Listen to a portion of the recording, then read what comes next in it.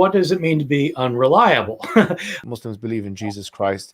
There's a lot of interest, I think, from the Muslim community, and many Muslims feel that your conclusions, your historical conclusions of who Jesus Christ is more commensurate with the Muslim idea than it is with the Christian one. I wouldn't say that they line up well with the Muslim view. I really do think Jesus was crucified and that he really was dead and buried. I'm not interested in whether Jesus was the Son of God, because I don't think there was a God. And so my understanding is that your conclusion is that Jesus Christ was a messianic prophet. I think he thought that he was a son of God, in the sense that he was specially chosen by God. I think Jesus really did think he was going to be the Messiah, the future king of Israel. I mean, that is, after all, why they crucified him. I think that that's historically right.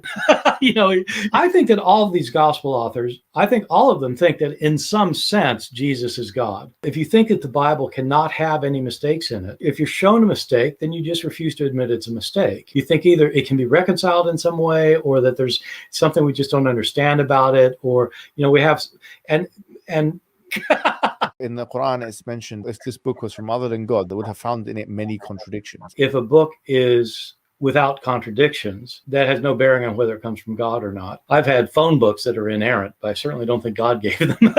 So, no, that is my view. It's a necessary condition for a book from God not to have contradictions. That's an assumption about what kind of book God could write. I know this is an important argument that apologists use for Islam. As somebody who is not either Christian or Muslim, it doesn't make sense to me for humans to say what God has to do.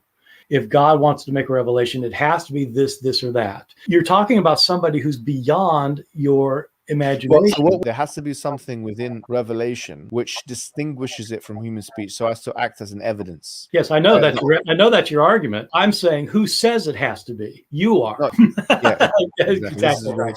If it's not, then anyone can claim prophecy or prophethood, right? Well, the Christians say that's what the Christians say what Muslims are doing. They're just claiming things for themselves.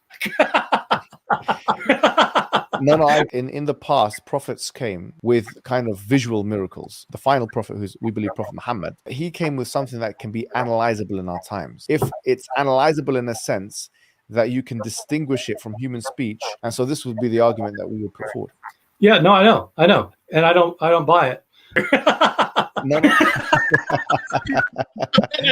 Suppose he did not call himself God. That would not mean he's not God. I don't call myself a pain in the neck, but doesn't mean I'm not a pain in the neck. No, maybe. And I don't buy it.